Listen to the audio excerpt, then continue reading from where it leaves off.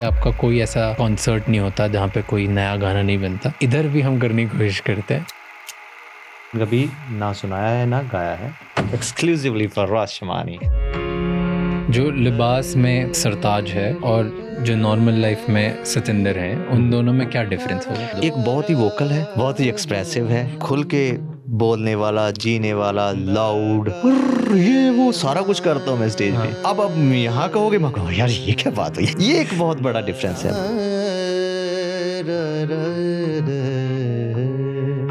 Body language change होती है। वो तो होती है। जो साथ में वहां बजाता हूँ वो मैं प्रैक्टिस पे नहीं बजा सकता। स्टूडियो में गाना मुझे बहुत मुश्किल लगता है, लेकिन अगर आप स्टेज पे हो देन नो प्रॉब्लम।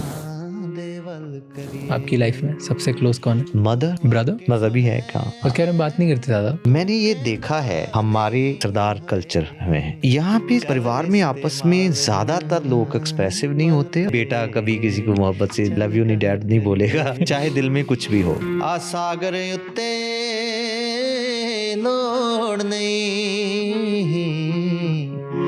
कभी ऐसा हुआ है आपका कि इतना सक्सेसफुल हो गए उसके बाद भी आप प्रूव ही करने की कोशिश करते हो खुद को? आमिर खान साहब ने भी ये बोला था कि परफेक्शनिस्ट जो होते हैं वो तकरीबन इतने जॉयस लाइफ बिताते नहीं हैं। ये पुख्तगी से काम करना जिसका कोई ना आपको शायद फायदा हो, फाइनेंशियल तो बिल्कुल भी ना हो, फेम में भी ना हो। के फादर खेती बाड़ी करते थे, फार्मर थे। जब एक गांव में एक किसान का बेटा बोलता है कि यार मुझे ना सिंगर बनना है, तब आसपास का गांव कैसे रिएक्ट करता है? देवल करी। If you have found anything valuable from this channel, please subscribe. It's free, it takes less than a minute, but it means a lot to us. And to listen to the audio experience of this episode, please follow us on Spotify. आजकल लोग अपनी diet पे बहुत focus करने लगे। वो healthy के साथ साथ टेस्ट का भी ध्यान रखते हैं, लेकिन एक चीज़ चेक करना हमेशा भूल जाते हैं कि जो फूड वो कंज्यूम कर रहे हैं उसमें इंग्रेडिएंट्स की क्वालिटी सही है या नहीं। इस प्रॉब्लम को सॉल्व करता है अर्बन प्लेटर। ये ऐसे प्रोडक्ट्स बनाते हैं जो टेस्ट पे भी डिलीवर करते हैं और क्वालिटी पे भी, without compromising on your health. Her ingredient thoughtfully sourced होता है ताकि आपको मिले क्लीनर ऑल्टरनेटिव्स जो आप अपनी एवरीडे लाइफ में इजीली इंक्लूड कर सकते हैं। And the best part is Urban Platter help करता है आपको to eat mindfully without restrictive dieting. ये एपिसोड एंड तक जरूर देखिए। And to know more about Urban Platter, check the link in the description below.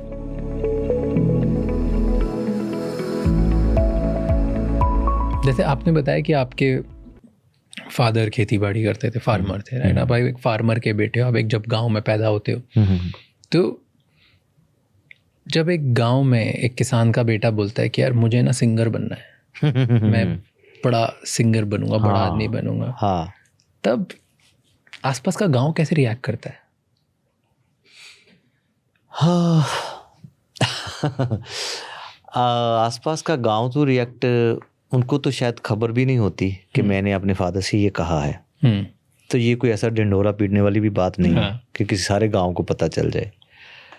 आपकी हरकतों से पता चल सकता है कि अब ये क्या करना चाहता है, क्या करेगा, क्या करने के काबिल है या होगा भी नहीं होगा।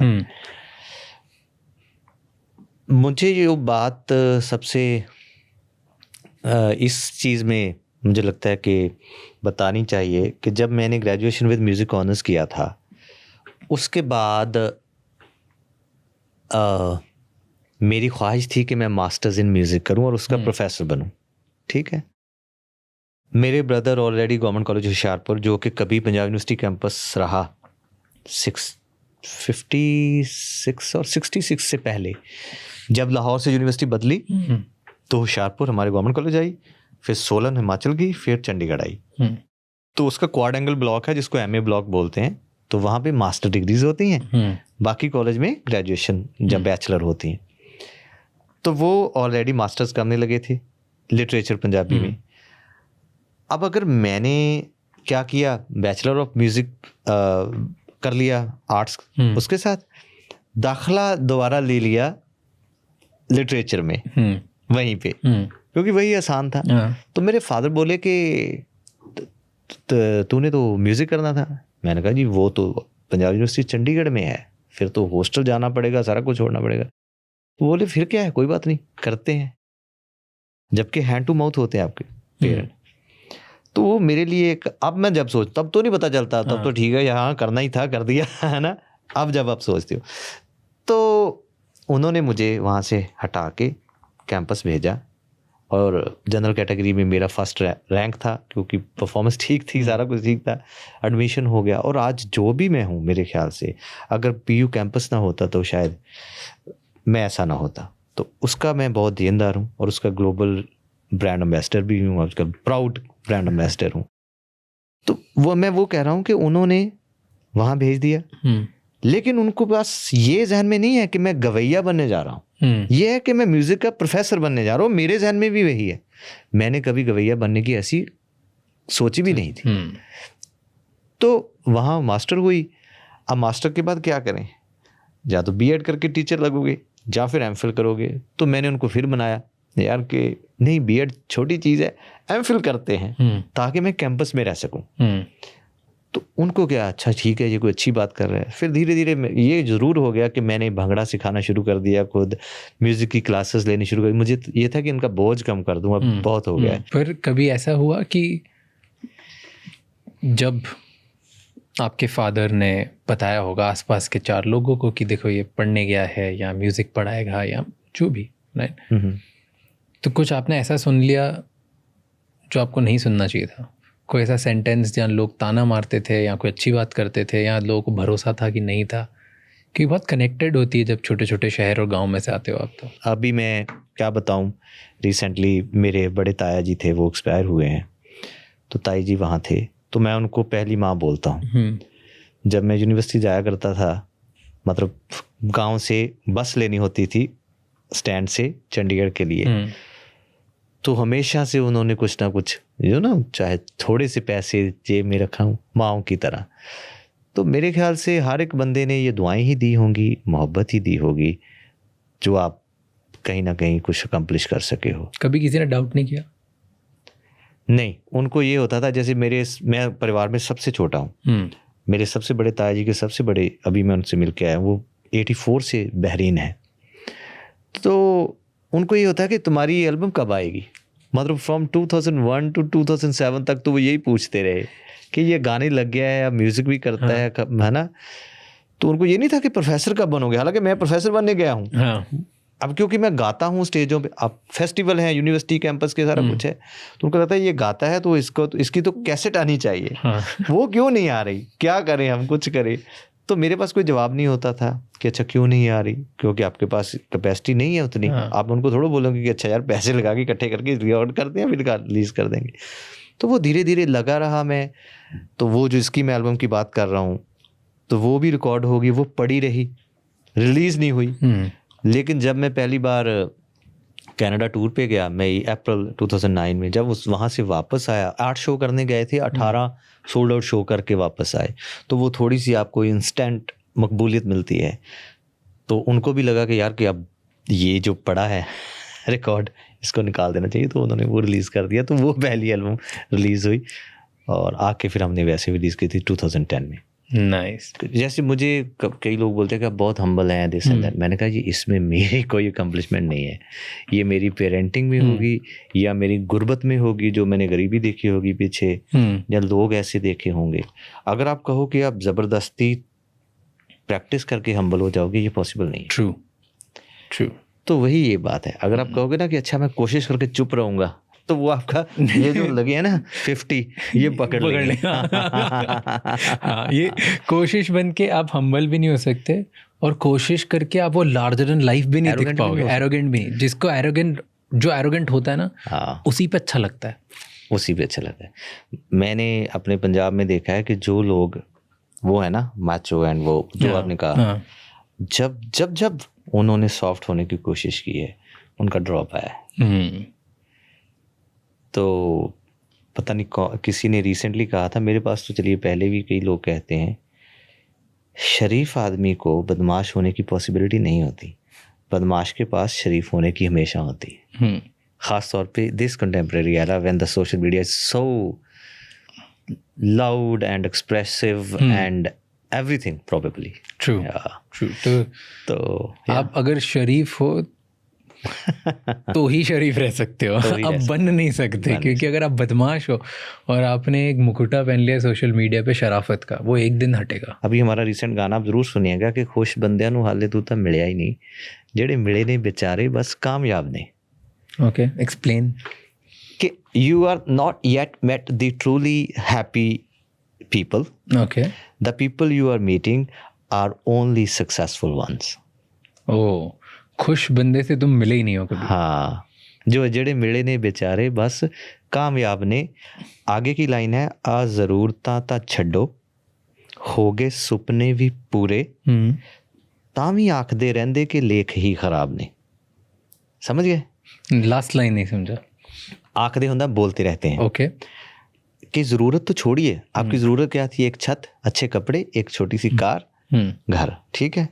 लेकिन आपके पास लैविश कार है, लैविश विला है, सारा कुछ, हाँ, सब टॉप क्लास है, टॉप क्लास है।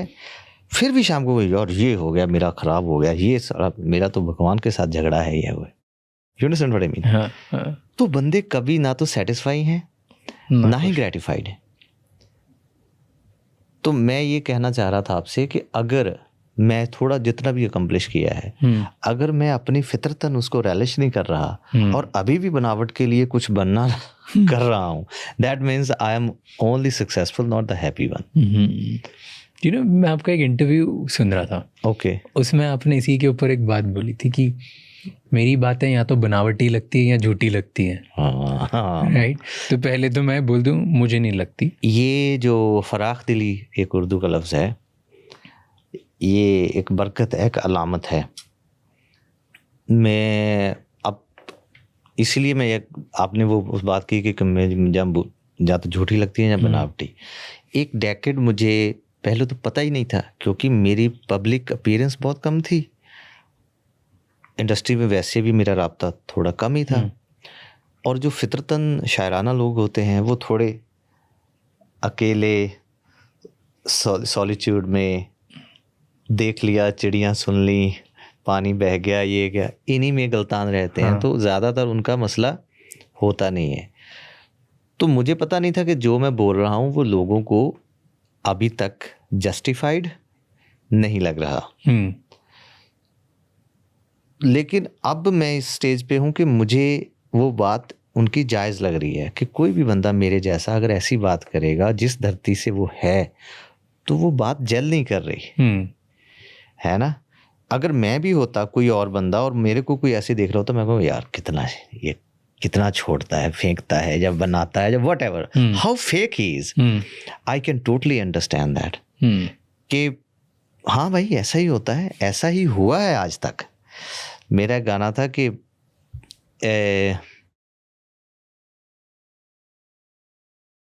वो मैंने, उसकी वजह तो कोई और थी गाना लिखने की, उर्दू की वो पोइट्री है, मेरे फ़ोन में आप मेरे इजाज़त देंगे तो मैं पढ़ दूंगा। बिल्कुल। अच्छा, ये आपका शो है, आपको सब इजाज़त है, आपको जो करना है आप करो। बहुत से ऐसे वाक़यात जो पहली बार ही होते हैं, बहुत से ऐसे हादसात, हादसे का बहुवचन है हादसात, वाक़या का वाक़यात, ये प्लूरल है इनके, ठीक है। बहुत से ऐसे वाक़यात जो पहली बार ही होते हैं, बहुत से ऐसे हादसात जो पहली बार ही होते हैं, उनमें गलत सही अब कैसे साबित करें हवालों से। मेरी एक गुजारिश है हंगामा करने वालों से, अब तक मुद्दे बिगड़े ही हैं आफत और वबालों से। तो ये मेरा एक अफसाना है, ये रिलीज्ड भी है। तो मैं क्या कह रहा हूँ कि यार कि बहुत सी ऐसी चीज़ें होती हैं जो पहली बार होंगी, आप अब आपको उसकी एग्जाम्पल चाहिए कि यार ऐसा कभी हुआ है, तो ऐसा हुआ नहीं है। अब उनमें गलत सही अब कैसे साबित करें हवालों, हवाला मतलब उदाहरण, एग्जाम्पल। मेरे पास उसका एग्जाम्पल तो है नहीं है, तो मैं अब कैसे साबित करूं? अब ये वक्त तय करेगा। मुझे ना बहुत मज़ा आता है जब मैं अलग थॉट्स वाले लोगों से मिलता हूँ। आई थिंक वही लोग कुछ करते हैं, यू नो। मैं आपको यही लगता है कि जो जिनके अलग थॉट्स होते हैं ना, वो या तो कुछ नहीं करते हैं या वो बहुत कमाल करते हैं। एक लाइन बोलूँगा फिर आप कंटिन्यू करना, सॉरी फॉर द इंटरप्शन। ਬਿਹਤਰ ਖਿਆਲਾਂ ਵਾਲੇ ਰੱਖੀ ਦੋਸਤ ਤੂੰ ਹਮ ਖਿਆਲੀ ਨਾਲੋਂ, मैं ट्रांसलेट कर दूंगा हिंदी में, प्लीज। ਧੁੱਪ ਨੂੰ ਦਈ तवज्जो ज़्यादा शामा वाली लाली नालों। उसने कहा कि मैं कह रहा हूँ, मतलब ये मेरी शायरी है कि बेहतर ख्यालों वाले दोस्त, मतलब आपसे ज़्यादा बेहतर ख्यालों वाले दोस्त रखी तू हम ख्याली नालों। हम ख्याली होते हैं जो हम प्याला होते हैं, मेरे जैसा ही है, हम बडीज़ हैं, ठीक है। एक होता है यार, लेकिन वो हम सफ़र है, आपका दोस्त है, लेकिन आपसे बहुत बेहतर ख्यालों वाला है, जैसे मैं विकास सर को मानता हूँ, है ना। तो बेहतर ख्यालों वाले रखी दोस्त तू हम ख्याली नालों, धुप नूं दई तवज्जो ज़्यादा शामा वाली लाली नालों। कि धूप को आप तवज्जो ज़्यादा देना। जनरली पोइटिक नेचर के बंदे मेरे जैसे, वो शाम को ज़्यादा उम्दा समझते हैं, खूबसूरत समझते हैं। मैं बीइंग पोइट कह रहा हूँ कि नहीं, धूप को तवज्जो ज़्यादा दीजिए, क्योंकि वो जो धरती को देती है वो शाम नहीं देती, तो उसमें ज़िंदगी ज़्यादा है। मेरा एक और गीत है कि लोकी चानणियां दे आशिक ते मैं धुप दा आशिक हाँ, लोकी शोर शराबा चाहुंदे पर मैं चुप दा आशिक हाँ।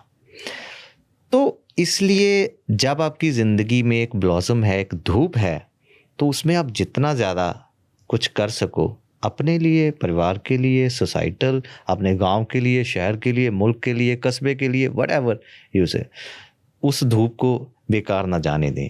इसलिए जब सोलर्स बनते हैं तो मुझे बड़ा अच्छा लगता है कि यार कि ये धूप बेकार जा रही थी, अब इसका इस्तेमाल होना शुरू हो गया। तो दिस इज़ माई प्रोसेस कि हमेशा कोशिश करनी चाहिए हम ख्याल से ज़्यादा बेहतर ख्याल के साथ रहें आप। ट्रू, हाँ ट्रू।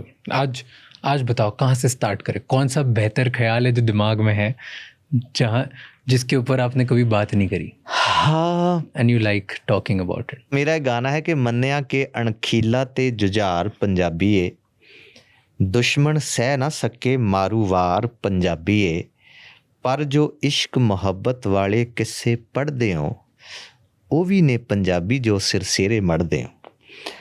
हमारी स्टेट को इंटायर कंट्री में मेरे ख्याल से इस तरह से माना जाता है कि ये जुझारू लफ्ज़ तो है ना, आप समझते हैं, जांबाज, लड़ने वाले, क्योंकि वॉरियर्स हैं, बॉर्डर स्टेट पे रहते हैं। लेकिन सिर्फ यही परसेप्शन हो जाना, ये मुझे लगता है कि ये सही नहीं है। तो मैं कह रहा हूँ कि मन्या माना कि अणखीला, मतलब अणख वाला, अब पता नहीं अणख को क्या बोलेंगे हिंदी में, सेल्फ प्राइड या what ever, I don't know. ते मन्या के अणखीला ते जुझार मतलब जांबाज पंजाबी है, दुश्मन सह ना सके, दुश्मन उसका वार सहन नहीं कह सकता, मारू वार, ऐसा वार करते हैं पंजाबी, पर लेकिन जो इश्क मोहब्बत वाले किस्से पढ़ते हों, जो मोहब्बत की बात, चाहे वो शरीफ हीर रांझा की हो, चाहे मिर्ज़ा साहिबा की हो, किसी की भी हो, पर जो इश्क मोहब्बत वाले किस्से पढ़ते हों वो भी ने पंजाबी जो सिर सेरे मढ़ते हो। आप उनकी गाथाएं गाते हैं, आप हीर गाते हैं, सारी दुनिया ने हीर गाई है, लता जी ने गाई है, ठीक है।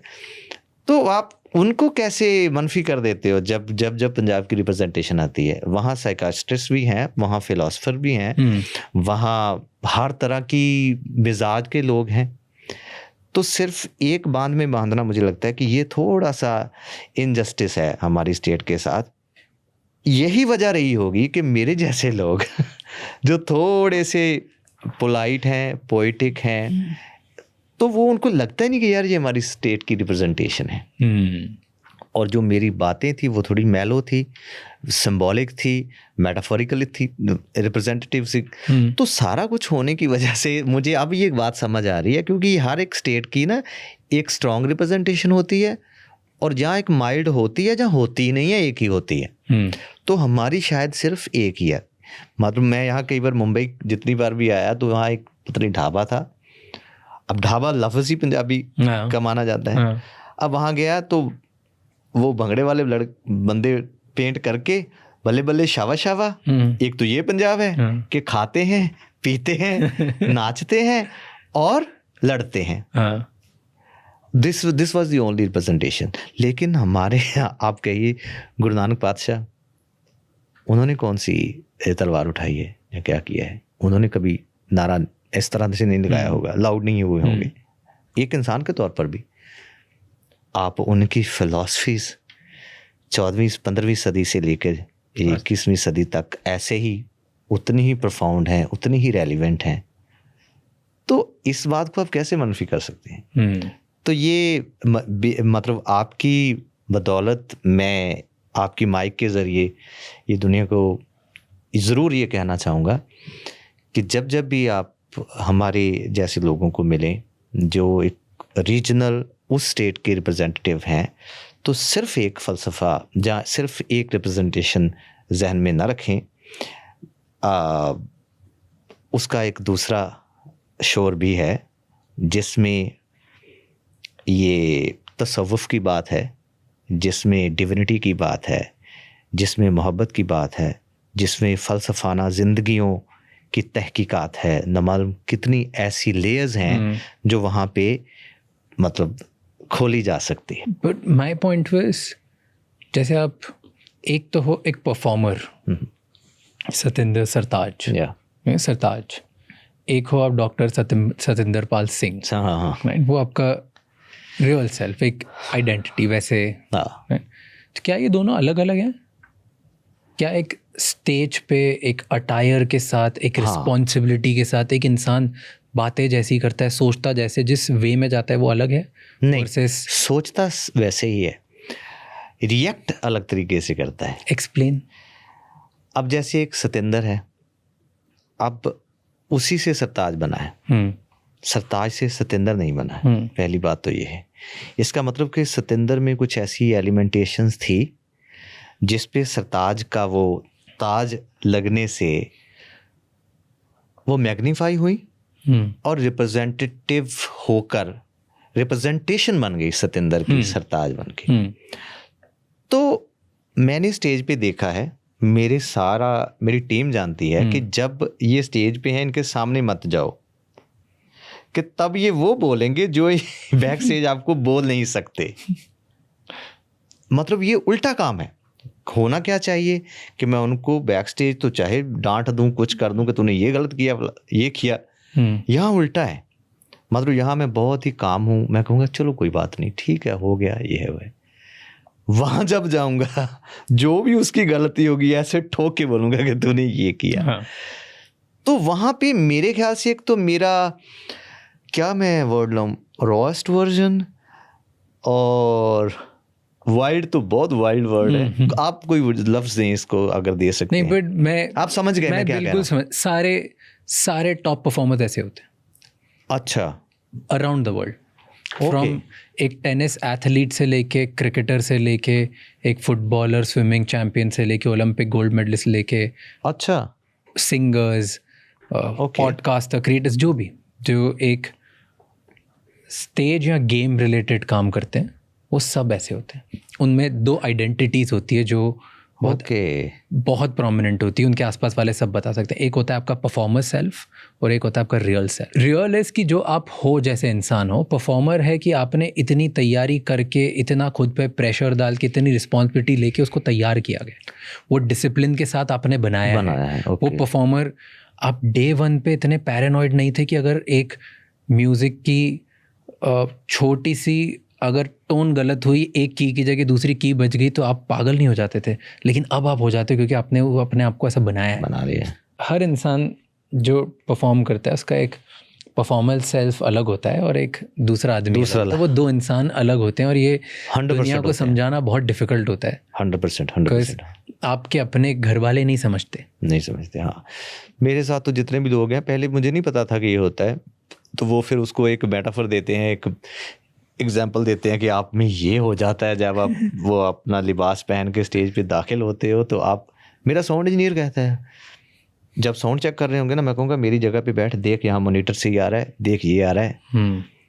तो चलो वो कहते हैं बैठ जाता है, तो कहता पाजी अभी ये बात कर लेते हैं, जब कॉन्सर्ट शुरू होगा और अपने आप आएंगे ना कहता, फिर ऐसा लगता है कि इस आदमी को मैं कभी मिला ही नहीं हूँ। और जो लिबास में सरताज है और जो नॉर्मल लाइफ में सतिंदर हैं, उन दोनों में क्या डिफरेंस होगा? एक बहुत ही वोकल है, बहुत ही लाउड वर्ड गलत है, उसका अच्छा वर्ड मेरे को बताइएगा।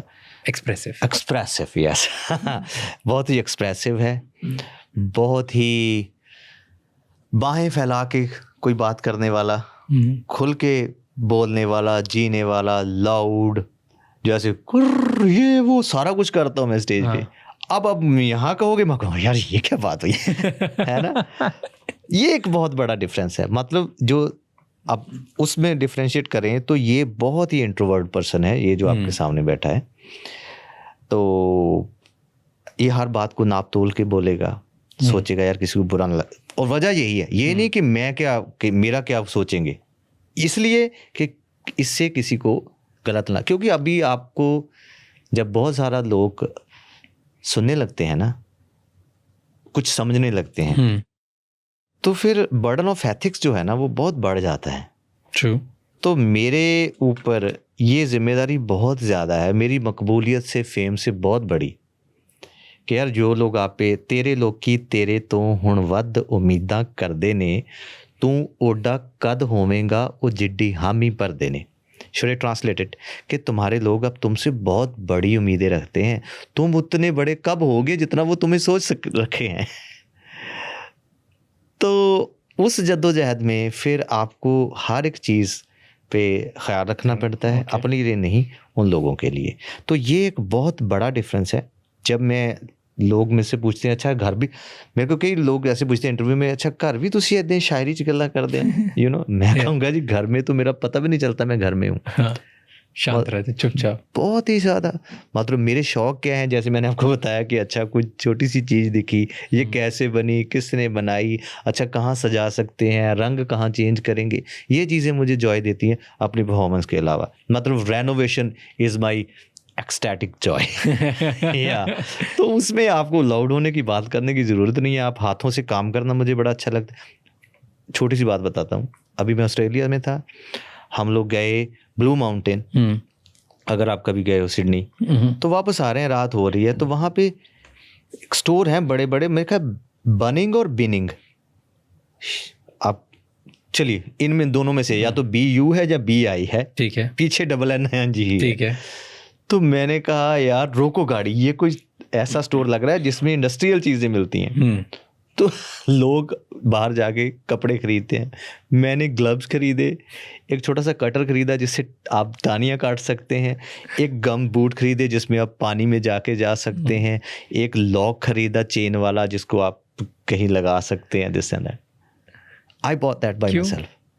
अब इसका कोई मुझे वजह नहीं समझ आती। या तो ये मेरी पुश्तैनी चीज़ है, मैं क्योंकि खेती बाड़ी से ताल्लुक़ रखने वाला बंदा हूँ, वो चीज़ें हैं। जनरली क्या होता है, अब ये मैं फिर यही कहूँगा कि मेरे को भी अब थर्ड पर्सन समझिए, मैं सिकंदर सरताज को यहाँ रखता हूँ, बाकी लोगों को यहाँ, और एक से थर्ड पर्सन बनता हूँ। जनरली क्या होता है कि जो आदमी गुर्बत मतलब गरीबी से और छोटे कस्बे जब गाँव से उठेगा, उसको जब चीज़ें मिलेंगी तो वो बहुत लाउड हो जाएगा, दिखाएगा। जैसे वेस्ट में भी होता है, आप क्या कहें, है ना, कहना नहीं चाहिए, हर जगह होता है। बहुत कम ऐसा होता है कि जो बंदा बहुत यहाँ से उठा हो लेकिन ऐसे हो जाए, मतलब सटल अंडर हो जाए। और होता ये बरकत से है, मतलब आप नहीं कर सकते भी। एक अगर आप किसी को मानते हो या किसी भी तरह की आप में फितरतन पाकीज़गी है तो ये चांसेस हैं। मेरे दोस्त, क्योंकि मैं लोगों की बातों को बहुत ध्यान से सुनता हूँ, ख़ासतौर पे अपनों की या दूसरों की, और वो बिना वजह कभी नहीं होती। कोई आपको गाली भी देगा ना, जिसकी आपके साथ दुश्मनी नहीं है, तो उसकी कोई वजह ज़रूर होगी। तो अब मेरे दोस्तों ने कई अर्सा तो ऐसे ही रहे कि यार ये बड़ा नकचड़ू है, बोलता नहीं है, दिस एंड दैट। फिर उनको लगा कि यार नहीं, थोड़ा इसको डीकोड करके देखते हैं। तो उन्होंने ये बताया है मेरे को, ये मेरी अपनी रियलाइजेशन नहीं है, किसी की सुनी हुई है, कि आपने कभी गुर्बत को भी मैग्नीफाई नहीं किया, और जब आप ठीक हो तो उसको भी आपने ऐसे नहीं किया। तो ये जो कंटेंटमेंट है, मेरे ख्याल से ये सबसे बड़ी अचीवमेंट है, बीइंग ह्यूमन। जो कोई बंदा, जो आप में भी चलिए बरकत से काफ़ी है, क्योंकि आपके मिजाज से पता चलता है, जब आप इतने तहम्मुल से कहीं पे बैठ सकते हैं और किसी को सुन सकते हैं कम बोले हुए, वो अपने आप में ताकत है, वो कमज़ोरी नहीं है। मैं उस पॉइंट पे जाऊंगा जहाँ आपने स्टेज के बारे में बात करी कि बॉडी लैंग्वेज चेंज होती है। वो तो होती है, प्रॉपर होती है। बॉडी लाइक अंदर से बॉडी ऐसा लगता है खुल गए और बड़े हो गए। हाँ, आप सोचते नहीं है कि अच्छा चेस्ट कहाँ तक खोल रही है, कहाँ ताली है, देखिए कहाँ बजा रहे हो ताली, जितने साज बज रहे। अब जो साज मैं वहाँ बजाता हूँ वो मैं प्रैक्टिस पे नहीं बजा सकता, बजता ही नहीं है। मतलब मैं स्टूडियो का आर्टिस्ट ही नहीं हूँ। मेरे को तो सबसे पहली मेरी जिंदगी की रिकॉर्डिंग थी, वो अभी भी है अवेलेबल, इबादत शायद उसका नाम है। वो जब रिकॉर्ड होनी थी तो मैं तो लाइव ही आर्टिस्ट था, मेरे को किसी ने देखा, उसने कहा इसको बुलाओ रिकॉर्ड करते हैं।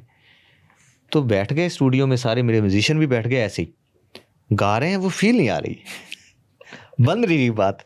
तो एक बंदे को पता था कि क्या मसला है, उसने फिर ना इधर उधर से बंदे, उस जो होता है ना, आप स्टूडियो में कभी रिकॉर्डिंग स्टूडियो में जाओ तो दो है ना, एक इधर है और दूसरी सब पैनल है, तो उसने 10-12 बंदे ना ऐसे बिठा दिए कि अच्छा आपको ऑडियंस देख रही है, और मैंने 29 मिनट एक ही गाना गा दिया, मन कुन तो मौला उसका नाम है। तो ये है बात, स्टूडियो में गाना मुझे बहुत मुश्किल लगता है। तो अब मैं क्या करता हूँ, जैसे मेरा घर पे एक छोटा सा स्टूडियो है, तो फिर मैं अकेला ही गा लेता हूँ, कम से कम चलो अपने जोन में रहूँगा तो कुछ ना कुछ कर लूँगा। ऐसे माउस है, ऐसे माइक है, ऐसे वो कीबोर्ड है, 10-15 गाने एक बार डब करके रख दूंगा, भेज दूंगा या कुछ ऐसा कर दूंगा। लेकिन अगर आप स्टेज पे हो देन नो प्रॉब्लम, बस एक मेरा साउंड इक्विपमेंट फाइन चाहिए, ट्यून्ड चाहिए, मतलब बैलेंस चाहिए। उसके अलावा मुझे किसी लाइट की ज़रूरत नहीं है, किसी पटाखे की ज़रूरत नहीं, कुछ नहीं। Who are you closest to, आपकी लाइफ में सबसे क्लोज कौन है? मदर। ओके। हाँ, ब्रदर? मदर भी है। हाँ, ब्रदर उसके बारे में बात नहीं करते ज़्यादा? हाँ, वो टोरंटो रहते हैं। ओके। और आर यू स्टिल क्लोज? हाँ जी, हाँ जी, बिल्कुल बिल्कुल। मैं अभी जब टोरंटो था तो घर पे ही था। nice. तो हाँ, खेलते हैं, तो स्टेज पे जब होते हैं तो वो सामने आ गया, तो मैंने सारे टोरंटो को, मतलब वो स्कॉशिया अरीना था, it was a huge arena in downtown, तो मैंने कहा ये मेरा भाई है, अब यहाँ रहने लग गया, ख्याल रखना। कुलतार उनका नाम है। जैसे मैं और मेरा भाई है, हमारा जो बॉन्ड है, हम जैसे जो बातें करते हैं अक्सर ऐसा होता है, मेरी लाइफ के लिए मुझसे ज़्यादा एम्बिशियस वो है। अरे वाह। उसको शायद मुझे लगता है कि जितना भरोसा मुझे नहीं है ना मुझ पे, शायद उसको उससे 2 गुना ज़्यादा ही है। अच्छा, वो छोटा है, जनरली ये बड़े भाइयों में होता है। और वो छोटा है। और अगर मैं, कि मान लो लाइफ में एग्जाम्पल, अगर मैं चौका मार के खुश हो जाता हूँ ना, हाँ, तो मुझे याद दिला देता है कि तू छक्का मारने के लिए पैदा हुआ है, चौका पे क्यों खुश हो गया। हाँ, ये छोटे भाइयों वाली बात नहीं है, मतलब ये सबसे बड़ी बात ये है। एग्जैक्टली। हाँ। तो ऐसे आपके और आपके भाई में कैसा हो, क्या कॉन्वर्सेशन होती, किस चीज़ में सबसे ज़्यादा होता है? ये जो मैं आपको बताता हूँ, मैं इसको थोड़ा सा एक और ट्रैक पे लेके जाता हूँ ताकि वो सोसाइटल और यूनिवर्सल बात हो सके पर्सनल से। मैंने ये देखा है, मैंने कई बार अपने दोस्तों में, अब तो खुल के बात करने लग गया हूँ, बोलता भी हूँ। पता नहीं हमारी स्टेट में या हमारे सॉर्ट ऑफ ये जो क्या कहूँगा इसको, हमारे सरदार कल्चर में, अब मैं गलत भी हो सकता हूँ यहाँ पे, हो सकता है ये हमारे सिर्फ कुनबे की बात हो, फैमिली की बात हो। तो यहाँ पे परिवार में आपस में ज़्यादातर लोग एक्सप्रेसिव नहीं होते और ज़्यादा बात करते नहीं हैं। आपने कई गाने देखे होंगे, लोग भी बातें करते हैं कि यार कि पंजाब का जो फादर होगा वो कभी बोलेगा नहीं, लेकिन वो रास्ता देखता रहेगा, है ना। ऐसे ही बेटा कभी किसी को मोहब्बत से ऐसे आई लव यू नहीं डैड नहीं बोलेगा, चाहे दिल में कुछ भी हो। तो ये फिनोमिनन सिबलिंग्स में भी चलता है, ठीक है, पेरेंटल में तो चलता ही है। तो ये बड़ा ऐसा परिवार होता है। इसी के काउंटर में अगर कुछ दोस्त मेरे हैं जो आपकी तरह क्या कहूँगा मैं, आउट ऑफ सरदार कल्चर है या हिंदू कल्चर या जो भी हो आप उसको नाम देना चाहें, मतलब रिलीजियस छोड़ के कोई और नाम दे लें आप उसको, वहाँ उनकी बॉन्डिंग बड़ी अलग तरीके की है उनकी फादर के साथ, जैसे आपने बताया है ना। अब उनके साथ बात करना, मतलब अपने काम की बात करना, ज़रूरतों की बात करना, दुखों की सुखों की, ये सारी एक्सप्रेशन, तो वो बड़ा, तो मैं बड़ा अडोर करता हूँ उन चीज़ों को। तो क्योंकि जिस गांव से मैं हूँ वो मेजरली वो राजपूत कम्युनिटी का गांव है ओके डिस्ट्रिक्ट हुशियारपुर में। वो होगी एक जो पंजाब में एक बड़ी प्रोफाउंड कम्युनिटी है जो जहाँ तो ये शर्माज एंड ऑल या बंसल्स एंड अग्रवाल्स जो होते हैं मालवा के, जिनको आप बनिया कम्युनिटी बोलते हैं। अब उनकी परिवार की फैमिली की बॉन्डिंग आप देखेंगे बदौर मतलब as compared to this family, वो आपको ज़मीन आसमान का फ़र्क लगेगा। तो शायद ये वो फ़र्क हो सकता है मेरे ख्याल से जो आप बात कर रहे हैं। तो आपके बड़े भाई एक्सप्रेसिव नहीं है आपके साथ? नहीं, आई थिंक नहीं। मैं भी नहीं हूँ उनके साथ। क्यों? पता नहीं, अब ये मैं कहूँगा कि ये जेनेटिक चीज़ है या तो कल्चरल चीज़ है, कल्चरल चीज़ है या कुछ ऐसा है। हाँ, आपको बड़ा ऑड लगेगा कभी आप इन परिवारों में कभी जाएंगे तो। शायद ये जट परिवार ऐसे होते हैं, सरदार परिवार ऐसे होते हैं, सिख परिवार ऐसे होते हैं, मुझे ये नहीं पता, इसलिए मैं गलती हो सकता है सारे नहीं होते हों, हो सकता है सिर्फ ही हमारा हो। हाँ। अब इसमें मैं कुछ नहीं कह सकता, लेकिन मुझे ये लगता है कि ये थोड़ा सा ये ज़रूर बॉन्डिंग का फ़र्क है। कौन सी एक ऐसी चीज़ है जिसके लिए वो बहुत प्राउड है अबाउट यू? यही मेरे ख्याल से कि आई हैव अकम्प्लिश्ड समथिंग। अब वैसे इस अकम्पलिशमेंट में सबसे ज़्यादा प्राउड कौन सी चीज़ पे होते हो? अकम्पलिशमेंट में ये सारा कुछ ही आएगा कि आप मकबूल हो गए, आपने फाइनेंशियली स्ट्रांग हो गए, आपने परिवार को एक रुतबा दे दिया। जैसे मेरा गाना है कि वालिद सुपने देखे तू पूरे कर दे, तू फिक्कियां तस्वीरां दे विच रंग भर दे, कुछ कम जेड़े मुमकिन होण मुनासिब नहीं हुंदे, जो खर्चीले होण वो अक्सर कासिब नहीं हुंदे, खानदान दे सिर ते जिहड़ा सितारे लाउंदा ए वो मेहनत दी पट्ठी विच अंगियारे लाउंदा ए, सो परेशानियां ना वधाया करो, सदियां बिना भी ता जाया करो, ज़रूरत नूं दसना ज़रूरी नहीं, निगाहां तो क्याफे भी लाया करो। तो इसको मैं एक्सप्लेन नहीं करूँगा, बाद में आप चाहे सुन लीजिएगा यूट्यूब पे वालिद सॉन्ग पे। काफ़ी हद तक समझ में आ गया होगा आपको। तो जो कासिब कमाने वाला होता है ना, वो खर्च करने वाला नहीं होता। तो जो कमाते नहीं है वो तकरीबन खर्चते होते हैं। तो ये तकरीबन जैसे आपके जहाँ होगा, हो सकता है कि वो खर्चीला हो छोटा या आप खर्चीले हो, क्योंकि उसकी बातें बड़ों वाली है तो इसलिए वो खर्चीले भी नहीं होंगे मेरे ख्याल से। है चलो शुक्र है। तो ये होता है। अभी मैं जैसे आपने बताया, मैं वहाँ था घर पे, तो मैं देख रहा था कि उन्होंने अब एस्टेब्लिशमेंट की है, घर में सेटलमेंट की है। मैं बोल नहीं रहा हूँ उनसे, खाने पे बैठा हूँ घर पे, लेकिन मेरा दिल भरा हुआ है कि यार अब ये यहीं रहेंगे। समझ गया? मोह कहते हैं पंजाब च नूं। हाँ। तो वो जैसे अभी भी मैं बात कर रहा हूँ तो मेरे वो हैं गूज बम्स कि अच्छा ये अब यहाँ काम करेंगे, ये करेंगे, वो जो एक आपकी फीलिंग होती है कि यार वहाँ शायद ठीक रहते या कुछ रहते, वहाँ अच्छे रहते, सुखाड़ा एक पंजाबी लफ्ज़ है, आसान रहती ज़िंदगी। लेकिन वो मैं वहाँ भी नहीं बोली। देखिए मतलब आंखें मेरी भरी हुई हैं, मुझे ये था कि लाइट से ऐसे रख लूँ, थोड़ा सा खाना खाते खाते इधर हो जाऊँगा, जब तक सूख जाएंगी फिर बात कर लूँगा जब कुछ है, ऐसी बात थी। लेकिन वो आपस में एक्सप्रेशन इतना नहीं होता शायद। अब चाहते थे कि आपकी लाइफ और आसान हो जाएगी, अच्छी हो जाएगी, या आपकी नज़र में तो उनकी हाँ, मैं हाँ, और आप ये बोल नहीं पाते। हाँ, ऐसे होता है कि लगभग हर बेटा ओके अपने पापा को या तो शोल्डर पे रखता है, मतलब उनकी ज़िंदगी के जो स्ट्रगल्स होते हैं, जो एक्सपीरियंस होता है, जो उनकी लाइफ होती है, वो शोल्डर पे रखता है या शैडो पे रखता है। काफ़ी फिलोसॉफिकल बात है और लोग बात करते हैं इस पे। तो शैडो मतलब क्या है कि उनकी जो कामयाबी या नाकामयाबी होती है, राइट, जो बेटे की, फादर की अच्छा, फादर की जो नाकामयाबी होती है उसको वो शैडो में रख के छुपाना चाहता है, और उससे वो डरता है कि मैं ऐसा नाकामयाब ना बन जाऊं। अच्छा, ओके, अच्छा, ये भी साइकोलॉजी की टर्म है, ठीक है। तो या नाकामयाब ना बन जाऊं, ओके, या उनकी नाकामयाबियां या कामयाबी को वो अपने शोल्डर पे रखता है कि नाकामयाबियों को भी, हाँ, कि ये अच्छा, ऐसे थे पापा, अब देखो हम दुनिया साथ में दूसरी देखेंगे, अलग दुनिया बनाएंगे।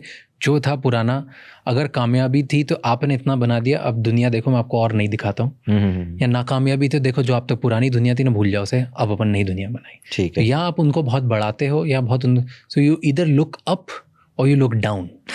ओके, ठीक है। और आप कुछ भी बोलो, ये सच है कि कहीं ना कहीं जो परिवार से आते हैं उनका एक ट्रॉमा होता है, वो अच्छा भी हो सकता है, गंदा भी हो सकता है, राइट? जो कि उनको पता भी नहीं होता कि उनका ट्रॉमा। हाँ, जो पता भी नहीं होता। हाँ, ये कहना बहुत ज़रूरी है। मेजॉरिटी को नहीं पता होता। हाँ, right? ठीक है। तो आप अपने फादर को लुक अप करते हो, शोल्डर पे रखते हो कि शैडो में देखते हो उनकी लाइफ की कामयाबी या नाकामयाबी? आप कह रहे हो तो मैं डीकोड करने की कोशिश कर रहा हूँ कि ये ज़रूर ट्रॉमा रहा होगा कि यार ये जो है खानदान ਦੇ ਸਿਰ ਤੇ ਜਿਹੜਾ ਸਿਤਾਰੇ ਲਾਉਂਦਾ ਏ ਉਹ ਮਿਹਨਤ ਦੀ ਭੱਠੀ ਵਿੱਚ अंगियारे ਲਾਉਂਦਾ ਏ। मेरी मेहनत की मेरे ख्याल से ये सबसे बड़ी वजह रही होगी। अब इससे मेरे को एक और बात याद आ रही है 143 की, अपने हॉस्टल की। आप कभी चंडीगढ़ आएँ तो मुझे ज़रूर बताइएगा, मैं आपको लेके जाऊंगा उस कमरे, क्योंकि अभी भी मेरे एडमायरर के पास है। छोटा सा, मतलब जितनी आपकी ये दीवार है इसको बस इतनी ही स्क्वायर में बांट लें तो इतना कमरा होता है। उसमें एक आड़ा कहते पंजाबी च, उसमें वो दिया या लाइट या किताबें कुछ भी रखने के लिए है, क्योंकि 1860s की वो यूनिवर्सिटी बनी है, तब से वो हॉस्टल बने हैं। उस उतने जगह में तभी मैंने फ़ारसी का डिप्लोमा शुरू किया था, तो मैं लिखना सीख गया था। लिखा तो मैंने पंजाबी में, लेकिन स्क्रिप्ट वर्जन यूज़ की ताकि कोई और ना पढ़ सके, अपने दोस्तों में। तो उसमें मैंने क्या लिखा कि हे वाहिगुरु, तू मैनू इन्नी कुव्वत शक्ति दें कि मेरे माँ बाप ने जेड़े सुपने लैके कर्जे लैके मैनू इत्थे पढ़न लई भेजा, मैं वो सारे सुपने पूरे कर सका। आप समझ आ गया सर? हाँ, बिल्कुल। तो आज भी मैं कभी ढूंढूंगा, क्योंकि मैं हॉस्टल का सारा सामान एक गठड़ी में बांध के लेके आया था, छोड़ के नहीं आया था कुछ। मैं ट्राई करूंगा कभी मुझे मिल जाए। और वो रेड मार्कर से एक शीट पे लिखा था, तो उड़ गया होगा रंग, शायद ये हो सकता है। तो ये तब it was in master second years, तब से मुझे ये चीज़ जहन में है कि मैंने शराब नहीं पीनी, मैंने घूमने नहीं जाना, मैंने ये नहीं करना, मैंने वो नहीं करना। मतलब डिसिप्लिन टू इट्स ज़ेनिथ, कि फोकस रहना है, हर वक्त काम करते रहना। अब भी मैं वैसा हूँ, अब जबकि ज़रूरत नहीं है। अब भी मैं जब जग गया बेड से, जब तक नहीं सोता तो मैं काम ही करता हूँ। ये मेरा जॉय है। मतलब मैं तो नेटफ्लिक्स भी काम की तरह देखता हूँ, हेडफोन लगा के ऐसे चौकड़ी मार के ना बेड पे, एक अलग रूम है, ताकि उससे कुछ सीखूंगा। कुछ नहीं होगा, लिंग्विस्टिक ब्रिलियंस आएगी। अगर मैं फिल्म्स कर रहा हूँ तो मुझे करैक्टरिस्टिक की समझ आएगी, एक्ट का समझेगा, वो अलग बात है। तो आप उसको आप खुद आप रखिए कि मैं किस नज़रिए में रख रहा हूँ, कि आप शोल्डर पे रख रहे हो या शैडो में रख रहे हो। मेरे ख्याल से शैडो वाला ही ज़्यादा अप्रोप्रिएट रहेगा उसमें। तो मुझे ये था कि ये सारा कुछ, ये जो गुर्बत है, ये किसी न किसी तरीके से ठीक हो। और एक बार मैंने अपने फादर को कहा, वो बड़ी शान से अपने गांव में जाके ये बताते हैं कि साडा मुंडा कहंदा, डैडी हुण तुसी ना है खुल के खर्चा करया करो, हुण कोई परवाह नहीं, यू नो, पंजाबी में। तो उनको अब खर्चा वो बिल्कुल नहीं करते, अभी भी नहीं करते। आप विकास सर से आपकी बात हुई थी इस बात पे ना, क्योंकि वो देखा, ये है एक पुश्तैनी चीज़ है, वो नहीं कर सकते। आप उनको जितने मर्जी महंगे शूज़ लेके दो, वो अगर उनको पता चल गया कि महंगे, वो डालेंगे नहीं, है ना। तो इस चीज़ को आप नकार नहीं सकते, लेकिन आपने कह दिया इस चीज़ का जो गुमान है, फ़ख्र है, खुशी है, ये बेशकीमती है। तो ये चीज़ है, ये मेरे फादर को भी है, ये मैंने देखा है कि एंड ये बहुत ही इम्पोर्टेंट चीज़ है मुझे लगता है लाइफ में। ये उन्हें इस बात पे इतना फ़ख्र होता है कि देखो मेरे बेटे की वजह से मुझे पहचान गए लोग, या जो भी करना है मेरा बेटा देख लेगा। करेंगे कुछ नहीं कुछ नहीं। एक शायद अगर फॉर एग्ज़ाम्पल कि वो 100 रुपये अगर खर्चा कर सकते हैं तो करेंगे शायद 1 रुपये भी खर्चा नहीं करेंगे। नहीं, बेटे की कमाई का या खुद की किसी का भी, किसी भी चीज़ का बेवजह नहीं करेंगे, बेवजह के साथ भी नहीं करेंगे। हाँ, नहीं करेंगे, ठीक है। पर जस्ट कि अगर उन्हें ये पता चल गया कि देख मेरे बेटे ने ना 100 रुपये का नाम कर दिया, 100 रुपये खर्चा करने के लिए बात बोल दी, बस वो इस बात की खुशी में ही जी जाते हैं। हाँ, कि जैसे आपने ना इस बात का जो गुमान है कि मेरे बेटे ने बोल दिया कि देखो तुम खर्चा करा करो, उनके लिए वही बहुत है। अब मानेंगे नहीं, इस वक्त भी मैं कहता हूँ कि घर में कितने ड्राइवर होंगे, कितनी गाड़ी होंगी, लेकिन अमावस होती है ना आपके यहाँ, मस्या बोलते हैं पंजाब को, हमारे गांव में गुरुद्वारा है हरिया वेला, तो वहाँ हर महीने मस्या लगती है। तो वो सुबह 4 बजे उठेंगे, वहाँ से पैदल चल के बस अड्डे जाएंगे, बस पकड़ेंगे, वहाँ उतरेंगे, वहाँ से पैदल गुरुद्वारे जाएंगे, ऐसे ही वापस आ जाएंगे आज भी। तो अब आप उनको कहो यार ड्राइवर लेके जाया करो, गाड़ी में जाया करो, ऐसा नहीं अच्छा लगता, नहीं। तो वो है, चीज़ तो है। तो अगर आपने ज़बरदस्ती उनको ड्राइवर के साथ गाड़ी में भेजा तो वो उनको परेशान तो कर सकता है, खुश नहीं कर सकता। ये आपको पता होना चाहिए। हाँ हाँ, ये तो है। ये तो बहुत स्ट्रांग है। मैं कनेक्ट कर गया, बहुत स्ट्रांग है ना। बट कभी ऐसा हुआ है आपको कि इतना सक्सेसफुल हो गए, इतना सब आपको सब मिला, उसके बाद भी आप प्रूव ही करने की कोशिश करते हो खुद को? किस बात में पर्टिकुलर? किसी बात पे कि देखो ना, मुझे आज भी मैं प्रूव करने की कोशिश कर रहा हूँ कि देखो मैं बड़ा बन सकता हूँ खुद को।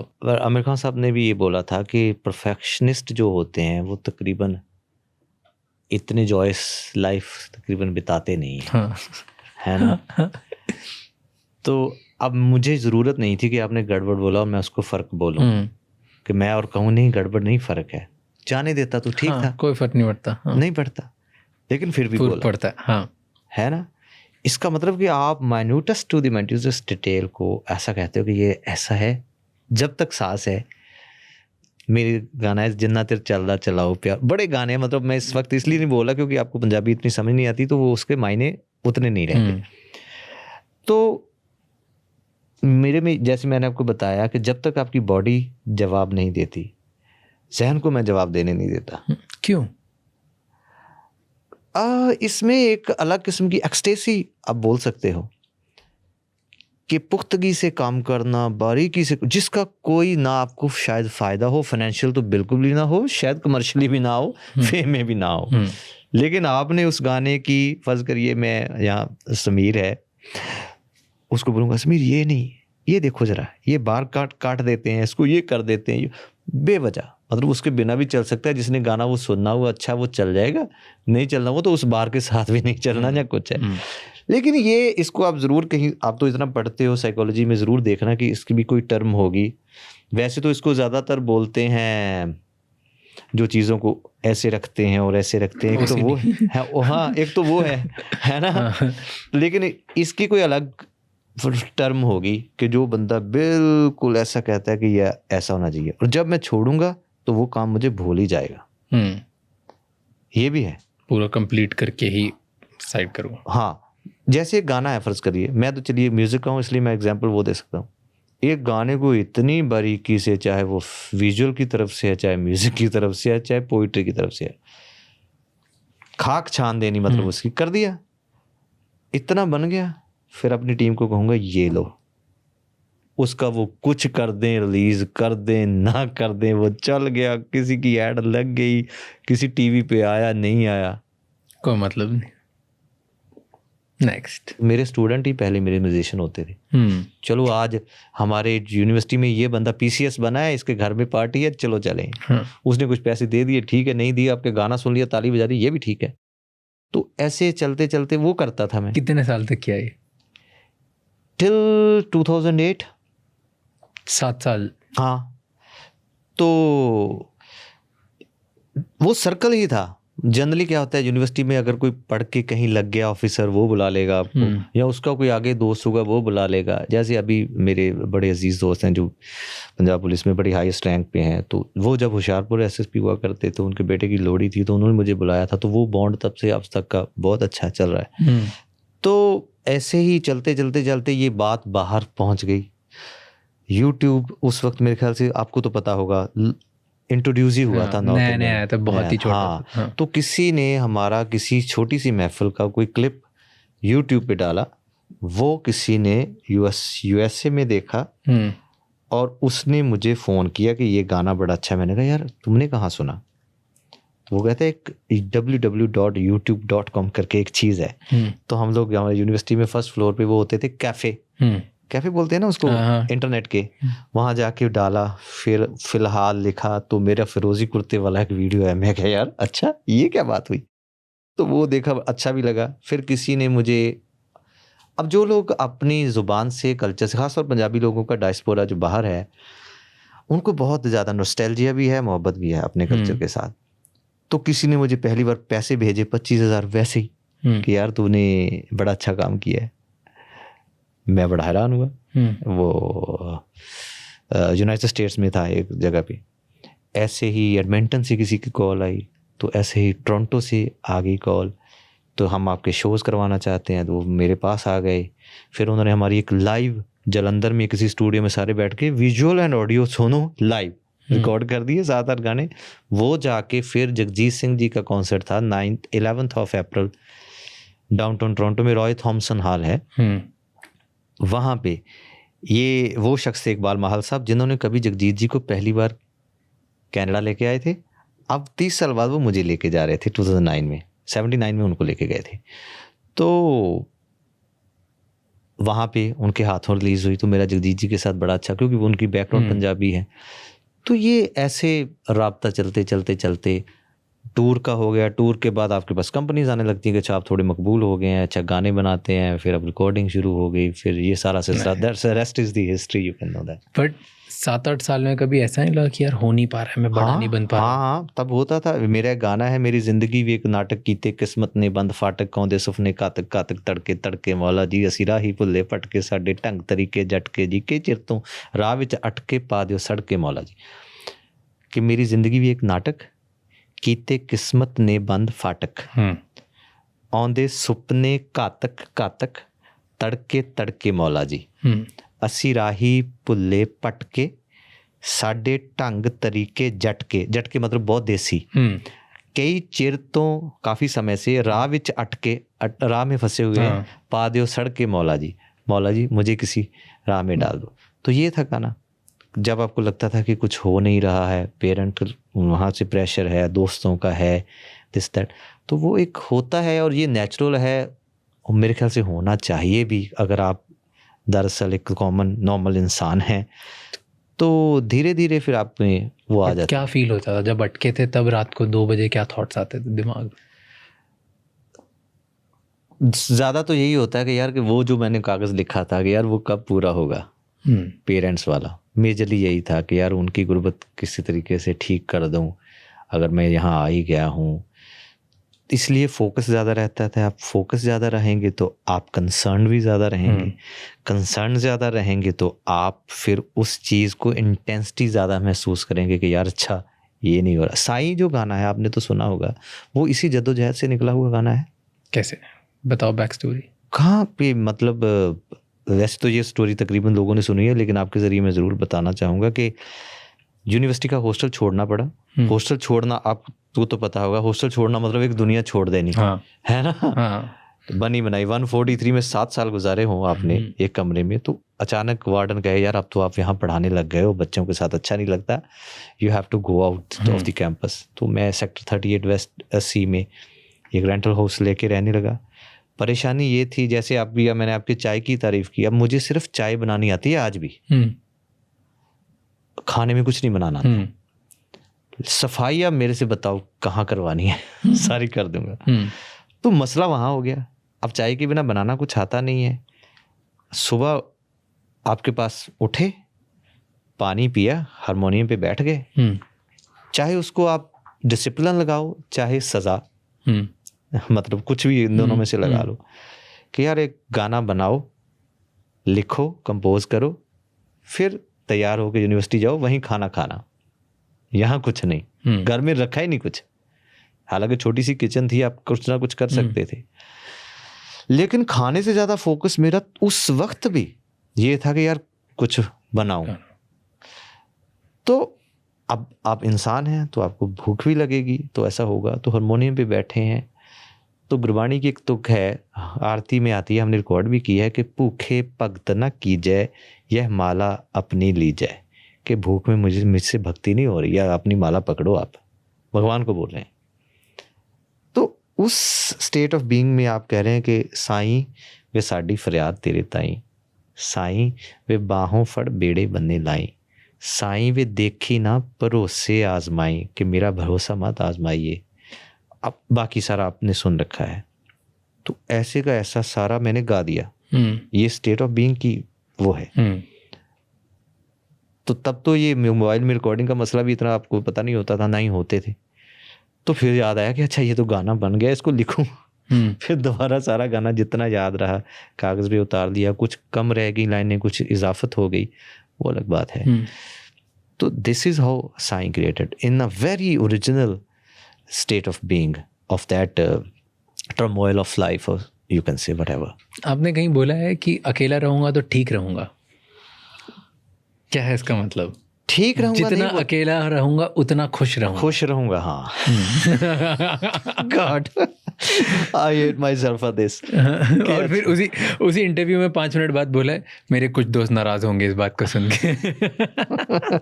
नहीं, अभी मैं जिस पे आई हेट माय सेल्फ मैंने कहा ना कि आपने कहा कि उतना ठीक रहूंगा, मैंने कहा ठीक रहा नहीं बोला होगा, खुश रहा बोला। नहीं, इट्स गुड। अकेले में ज्यादा अच्छा लगता है खुद को। आप जैसे आपका एक जोन है, जोन भी नहीं कह सकता कि फर्ज करिए आपका जब जी चाहा आपने 20 मिनट की नैप ले ली, अब आप मेरे साथ बैठे तो मैं नहीं ले सकता, एक फैसिलिटी भी है, ठीक है। आपका जब जी चाहा आपने हेडफोन लगा लिए, आप साथ बैठे, हम नहीं लगा सकते। आप जब जी चाहे आप उस पोइटिक, आपको एक छोटा सा थॉट है, आपने कहा कि मैं लिख लूँ, आप साथ बैठे हैं तो मैं वो नहीं कर सकता। तो ये वाइस वर्सा है। तो एक मेरे ख्याल से प्रायोरिटी बहुत है, एक दूसरे बंदे का कंफर्ट, एक अपनी क्रिएटिविटी को उस जोन में रखने की पॉसिबिलिटीज को बढ़ाना। Interesting. Have you heard of एक क्या बोलते हैं ऐसे कि एम्पैथी आइसोलेशन पैराडॉक्स, सुना है कभी? नहीं, आप डिटेल इसको थोड़ा एग्जांपल करें। सो एम्पैथी आइसोलेशन पैराडॉक्स ये होता है कि जो बहुत हाई एम्पैथेटिक लोग होते हैं, और ये स्टडीज बताती हैं, जैसे हाई एम्पैथेटिक हो गए लीडर्स, हो गए हीलर्स, थेरेपिस्ट, राइटर्स बहुत टाइम, या अपने ग्रुप में जो सबसे बड़ा बंदा होता है जो सबकी प्रॉब्लम में सॉल्व करता है, भाई टाइप्स।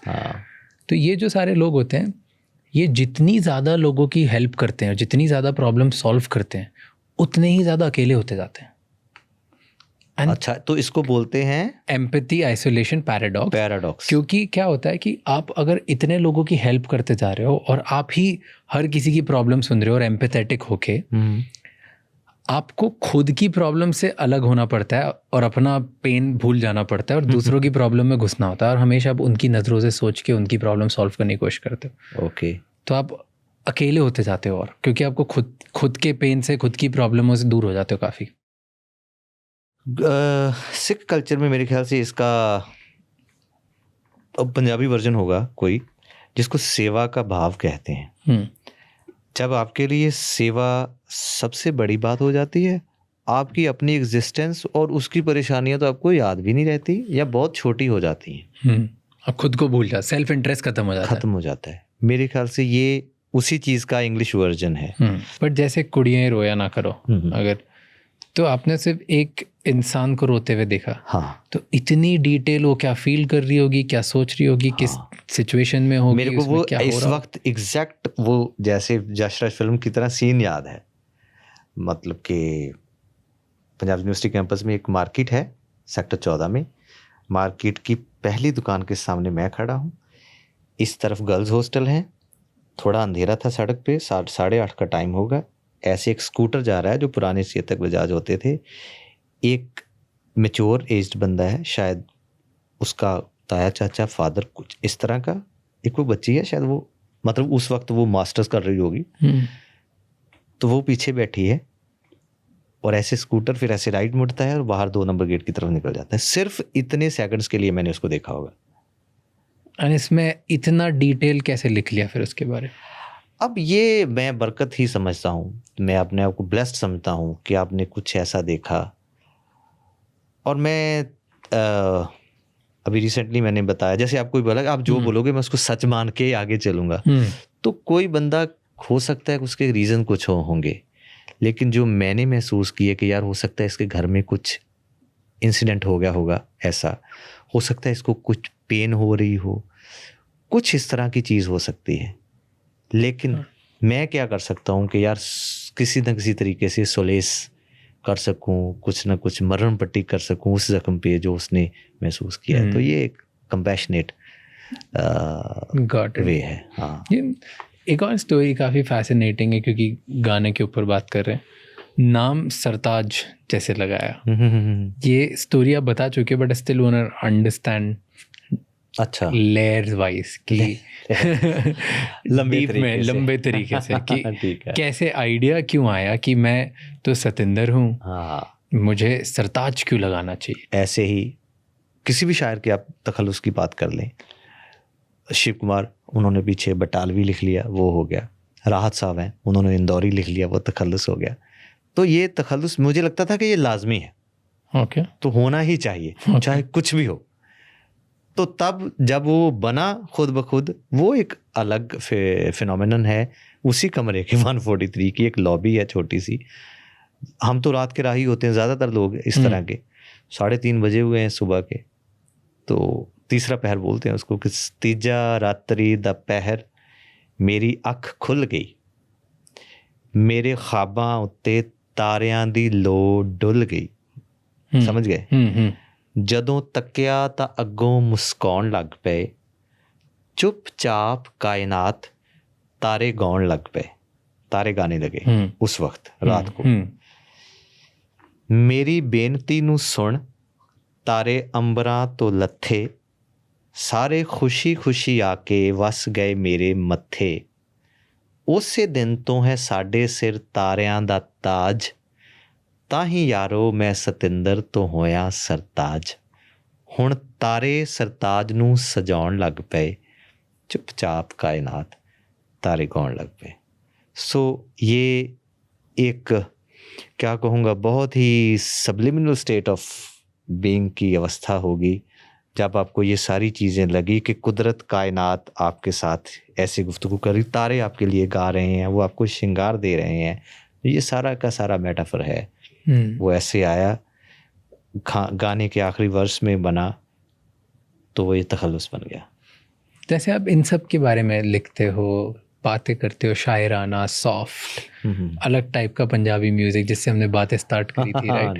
ज़्यादातर पंजाबी म्यूजिक इज़ या तो वो सोसाइटल प्रॉब्लम्स के बारे में लिखते हैं या वो larger than life violence, gun, flashy, you know, थोड़ा सा शो ऑफ, उसके बारे में लिखते हैं, राइट? दोनों का अपना अपना तरीका है। कभी ऐसा लगता है, कभी किसी रात में वंडर किया है कि अगर मैं थोड़ा लाउड पाथ होता और मैं वैसे गाने लिखता तो क्या होता? लिखता तो क्या होता? सोचते हो कभी ऐसा? कभी तो सोचा होगा कि यार शायद मैंने लाउड पाथ अगर पकड़ा होता तो अच्छा होता। नहीं, अच्छा गंदा मुझे नहीं पता। अच्छा, ठीक है, वो आपको पता। हाँ, अब सोचता हूँ, तब तो नहीं कभी सोचा। एक तो आप ज़बरदस्ती जो चीज़ करेंगे जो आपकी है नहीं, जो आपने पहले बोला था कि अगर आप बदमाश हो तो आप शरीफ बनने की जितनी मर्जी कोशिश करो, आपकी बदमाशी निकल जाएगी, दिख जाएगी। और अगर आप शरीफ हो बदमाश करने की कोशिश करोगे तो नहीं हो पाएगा, शराफत दिख जाएगी। तो अगर मैं फितरतन ऐसा हूँ, अगर मैंने वो कुछ, हालांकि मेरे पास क्राफ्ट है, मेरे पास वोकैबुलरी है, मेरे पास पोइटिक सेंस है, हो सकता है मैं बना लूँ, लेकिन उसमें वो स्पार्क नहीं होगा जो स्पार्क काम करता है उस चीज़ में। वो realism of that flex fair नहीं होगा। पर ऐसे सोचते हो तो कभी क्या आंसर आता? सोचता ही नहीं, कभी सोचा ही नहीं। जैसे बुरन अभी आज तक अभी सोचने लगे थे, अभी थोड़ा तो कुछ नहीं होता, मतलब ना आप इधर के रहते ना उधर के। हाँ, 100%। यू नो, अब लास्ट 15, 16, 17 साल जब से आप इंटरव्यूज दे रहे हो, जब से चीज़ें कर रहे हो, everybody we have only seen the sage side of you, right? There must be another side of there's always a good side, great side, which is good. Tell me one thing, कोई ऐसी चीज़ जो कोई petty चीज़ आपने करी हो, जो ungrateful, ungenerous चीज़ करी हो, शायद आप उसके लिए प्राउड नहीं हो। देखिए, रिसेंटली तो वैसे ही पॉसिबल नहीं है। Agreed. अब जाना होगा आपकी अल्हड़ उन जगहों पे कि कभी आपने गन्ना चोरी कर लिया किसी का, है ना, अमरूद चोरी कर लिया। हाँ, ये बात याद आ गई, अभी मैं अपने गांव जाके आया हूँ, तो हम सारे पैदल आ रहे थे, तो सामने एक हवेली है, वो मेरे पापा डैडी बता रहे थे कि वो जब छोटे से थे तब ये बनी थी। तो वो गांव की एक किस्म की एक हवेली निशानी है। जब हम स्कूल से आते थे, अब तो सड़कें ऊंची हो गई हैं, घर नीचे हो गए ना, जैसे धीरे धीरे डेवलपमेंट होती है। उस वक्त वो दीवार काफ़ी ऊंची थी, सड़क नीची थी, तो हम उसके साथ साइकिल लगा के दीवार के साथ पहले ऊपर देखना कि कोई, क्योंकि दोपहरा होता है, ये जून जुलाई में तकरीबन लोग सो जाते हैं अंदर जाके, कोई जाग नहीं रहा है, तो उनके लगते थे अमरूद उनके गलियारे में, दीवार के बिल्कुल साथ वो था, तो उसकी टहनियाँ बाहर तक आती थी। तो वो अमरूद चोरी करना अपने आप में, उसको कौन सी चीज़ बोलेंगे, वो हमने की है आज, चाहे फ़ख्र से बता लो। एक तो ये है।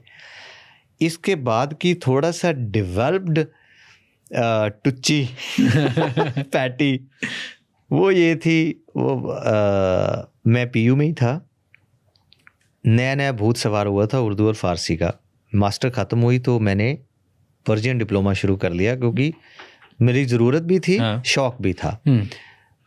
तो आपको शायद पता होगा कि यूनिवर्सिटीज़ में ये जो इंसाइक्लोपीडिया और डिक्शनरीज़ कभी इशू नहीं होती, ये आपको वहीं टेबल पे रख के पढ़ लो, आपको इशू हो गया आप रूम में नहीं लेके जा सकते।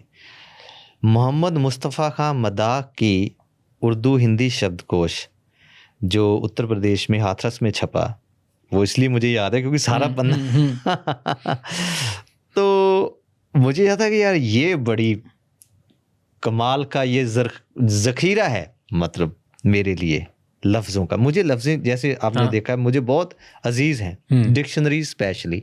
तो मैंने आज तक सबसे जो प्रमोट किताब की है पंजाब की, वो है महान कोश, वो इंसाइक्लोपीडिया है, वो कोई वैसे बुक नहीं है, किताब नहीं।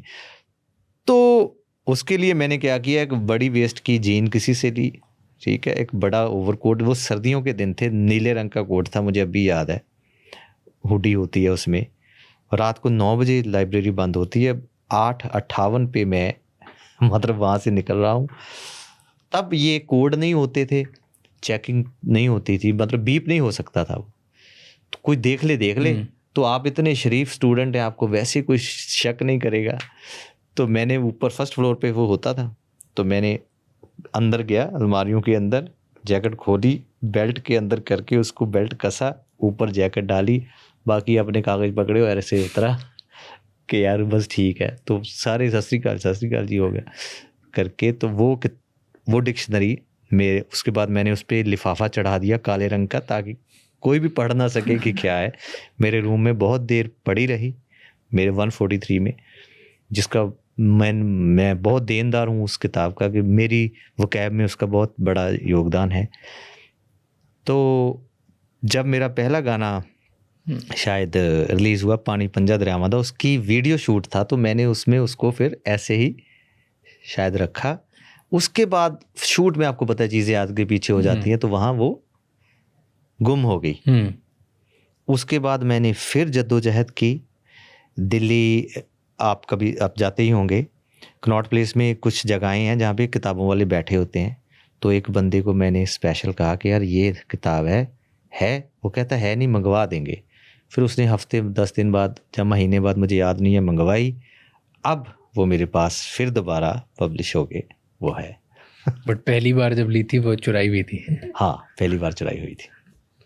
इस साल तो ऐसी किताबें चुराने का शुरू में था मेरे में। एक बलाश सानी साहब का एक सफ़रनामा है। बलाश सानी साहब मुझे एक्टर से ज़्यादा राइटर ज़्यादा बड़े लगते हैं, आप ज़रूर उनको पढ़िएगा कभी, शायद हिंदी या इंग्लिश में ट्रांसलेट हुए।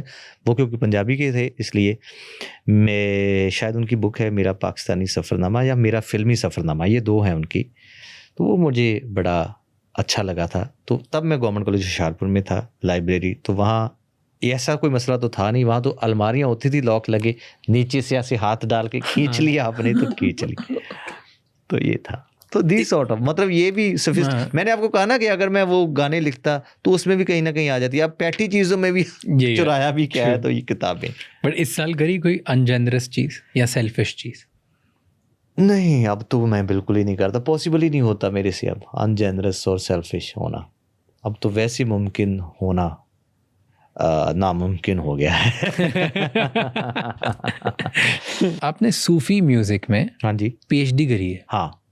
पहले मुझे समझाओ बेसिक सूफी म्यूजिक क्या होता है। बेसिकली सूफी म्यूजिक से पहले एक ख्याल है और पोइटिक डमीनर में लिखी हुई कोई फिलॉसफी है, ओके, तसव्वुफ की। उसको जो लोग वैसे गाते थे वो तकरीबन फोकलोरिश चीज़ है। जैसे सैयद बाबा वारिस शाह साहब की हीर जब गाई जाती है, अब उसको फोक कंसिडर किया जाता है। फोक में हीर गाते हैं हमारे कॉलेज में। हाँ। आप देखो, आपको भी पता होगा। तो इसका मतलब है कि ये चीज़ें बहुत ही ग्राउंडेड और रॉ रीजन में, बहुत ही अर्थली स्टेट ऑफ एग्जिस्टेंस में रही होंगी, आवाम सुनती होगी, गा लेती होगी। ये तसव्वुफ का फिनोमेनन है। बाबा बुल्ले शाह साहब की कवालियाँ, उनमें इतनी सादगी है तो कोई नॉन पंजाबी बंदा भी तकरीबन समझ लेता है कि रांझा रांझा कर दी नहीं मैं आपे रांझा होई, सदो नहीं मैंने तीदो रांझा हीर ना खो कोई, सीधी बात है। तो जो सूफी संगीत है वो शास्त्रीय से ज़्यादा लोक संगीत के नज़दीक है। पहली बात ये, उस वक्त जिस तरह का भी लोक संगीत और जिस तरह के भी लोक साज मकबूल होंगे या अवेलेबल होंगे, उन दोनों को पास रख के, आप देखो डफ है, उसमें कोई टेक्निकलिटी है नहीं, आपने दिन तरक दिन अल्लाह अल्लाह, तो वो चीज़ें आ गई। एक तारा आ गया, सबसे संजीदा, उसकी मतलब पुख्ता चीज़ जो साज़ों में बनती है वो आ गई। अमीर खुसरो एक ऐसे शख्स हुए हैं जिन्होंने आके इस चीज़ में थोड़ी थोड़ी इंजर्शन करनी शुरू की।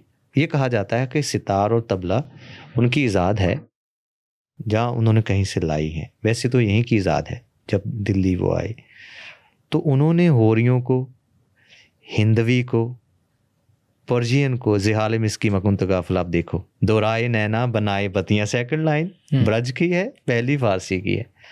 तो इन चीज़ों की अमालगमेशन की, तो धीरे धीरे इसका एक सेपरेट डिवीज़न बनने लग गया कि अच्छा ये अब तसव्वुफ के रंग की क्लासिकल चीज़ हो गई, ये तसव्वुफ के रंग की फोक चीज़ हो गई। तो ऐसे धीरे धीरे धीरे डिवीज़न बनती गई।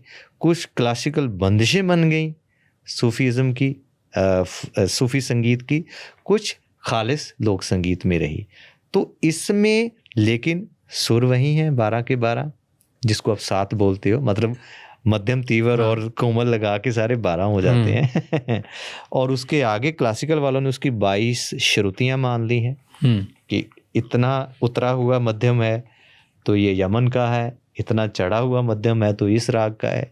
वो टेक्निकलिटी ऑफ क्लासिकल म्यूजिक एक अलग डिवीज़न है। लेकिन कभी भी आप सूफी में ये बारीकियां नहीं देखोगे। उसमें एक खुलापन, उसमें एक हुक, जिसका सुर से ज़्यादा सोल से कनेक्शन होता है, जिसका सुर से ज़्यादा रूह से है। कि अगर वो सुर लग रहा है, नहीं लग रहा है, डजेंट मैटर, लेकिन अगर आपको लग रहा है कि बंदा कहीं दिल से गा रहा है तो वो सूफीज़म के नज़दीक आ जाती है चीज़। तो इसलिए मुझे ये लगता है कि जितना टेक्निकलिटी के आप नज़दीक नहीं रहेंगे लेकिन असरअंदाजी के, रूहदारी के नज़दीक रहेंगे, तो वो तसव्वुफ का और सूफीज़म का संगीत रहेगा। Nice nice. एंड ये सब पढ़ते हो आप पीएचडी में?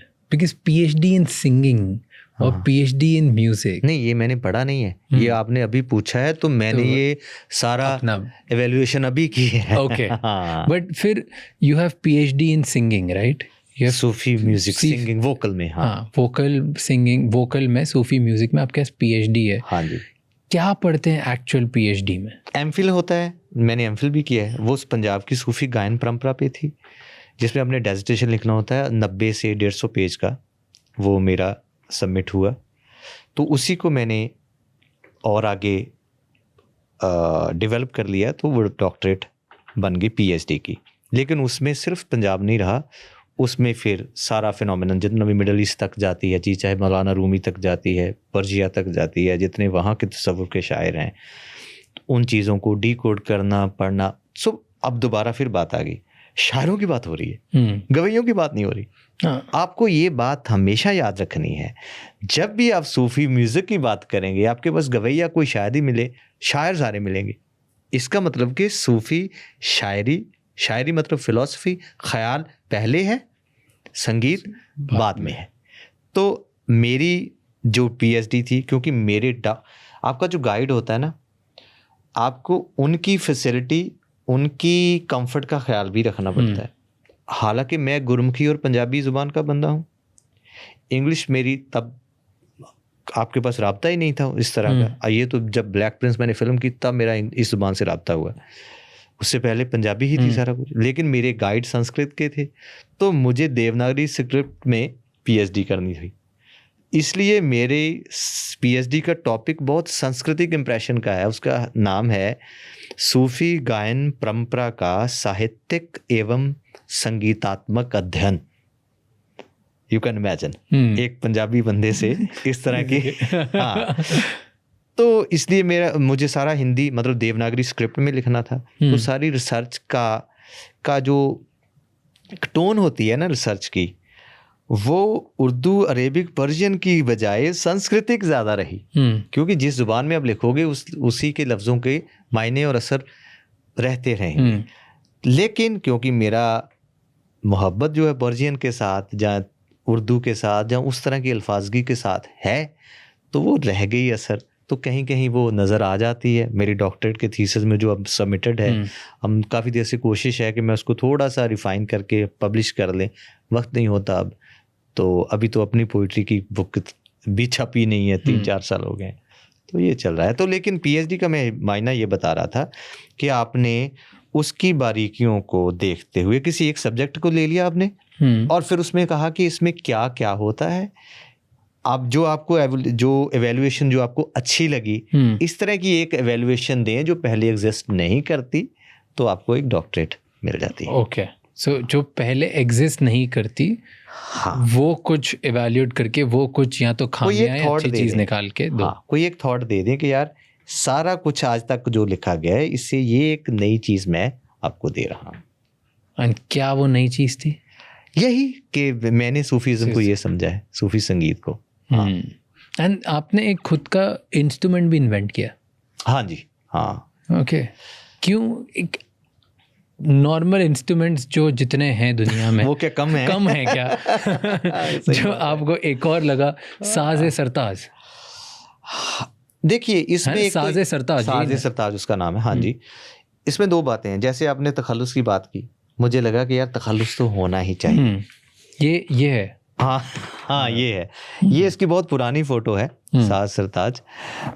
अभी इसमें काफ़ी अमेंडमेंट्स हो चुकी हैं। ओके, जैसे पहले ये वुड था सारा नीचे, जैसे फर्ज करिए ये उसका बेस था, ठीक है, उसके ऊपर ये स्टील की ऐसे वो लगे हुए थे पेच, उसके ऊपर एक फ्रेम था, उसके ऊपर हम लोग ये क्या कहते हैं सुस्किन को कसते थे। ठीक है। अब क्या करते हैं कि ये चीज़ है ही नहीं, हमने अब इसको मान लीजिए अब ठीक है, अब ये बन गया। पहले ये था, ओके, अब ये लकड़ी है इतनी, मतलब साइज यही है, फ्रेम यही है और उसका शेप यही है, लेकिन अब इसके ऊपर हम लोग लेदर कसते हैं। तो ये धीरे धीरे से उसमें अमेंडमेंट होती रही कि उसकी साउंड की वजह से उसको क्या करना है। अब इसके अंदर टैसस घुंघरू लगा दिए, जब उसको करते हो तो एक छनकार अलग से उसकी आती है, अंदर एक मसाला लग गया, उसकी बेस ज़्यादा बढ़ गई।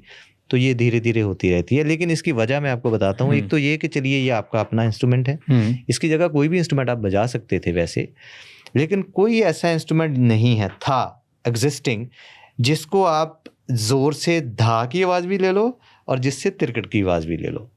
जनरली जो डफ होती है उस पर धम ताप ऐसे बजाओगे, है ना।